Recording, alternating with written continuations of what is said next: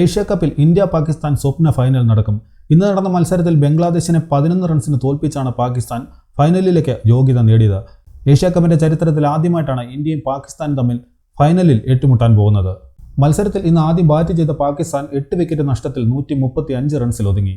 മുഹമ്മദ് ഹാരിസ് ആണ് അവരുടെ top scorer. 23 പന്തിൽ 31 റൺസാണ് അദ്ദേഹം എടുത്തത്.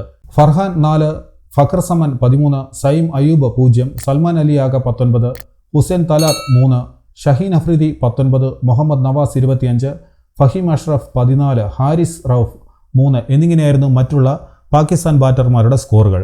ബംഗ്ലാദേശിന് ടസ്കിൻ അഹമ്മദ് 3 വിക്കറ്റുകൾ വീഴ്ത്തിയപ്പോൾ മെഹദി ഹുസൈനും റിഷാദ് ഹുസൈനും 2 വിക്കറ്റ് വീതം വീഴ്ത്തി. മുസ്താഫിസ് റഹ്മാൻ 1 വിക്കറ്റും വീഴ്ത്തി. അങ്ങനെ 20 ഓവറിൽ പാകിസ്ഥാൻ 135 റൺസിൽ ഒതുങ്ങി.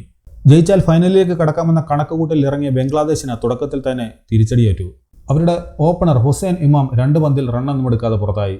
സൈഫ് ഹുസൈൻ 18, ഹൃദോയ് 5, മെഹദി ഹസൻ 11, നൂറുൽ ഹസൻ 16, ഷമീം ഹുസൈൻ 30, ജേക്കർ അലി 5, തൻസീം ഹസൻ സാഹിബ് 10, റിഷാദ് ഹുസൈൻ 16, ടസ്കിൻ അഹമ്മദ് 4, മുസ്താഫിസ് റഹ്മാൻ 6 എന്നിങ്ങനെയായിരുന്നു മറ്റുള്ള ബംഗ്ലാദേശ് ബാറ്റർമാരുടെ സ്കോറുകൾ. 20 ഓവറിൽ 9 വിക്കറ്റ് നഷ്ടത്തിൽ 124 റൺസ് എടുക്കാൻ മാത്രമേ ബംഗ്ലാദേശിനായുള്ളൂ. പാകിസ്ഥാന് വേണ്ടി ഷഹീൻ അഫ്രീദിയും ഹാരിസ് റൌഫും 3 വിക്കറ്റ് വീതം വീഴ്ത്തിയപ്പോൾ സയിം അയൂബ് 2 വിക്കറ്റ് വീഴ്ത്തി. അങ്ങനെ 11 റൺസിന് ബംഗ്ലാദേശിനെ തോൽപ്പിച്ച പാകിസ്ഥാൻ ഫൈനലിലേക്ക് യോഗ്യത നേടി. ടൂർണമെന്റിൽ ഇത് 3ാം തവണയാണ് ഇന്ത്യയും പാകിസ്ഥാനും തമ്മിൽ ഏറ്റുമുട്ടാൻ പോകുന്നത്.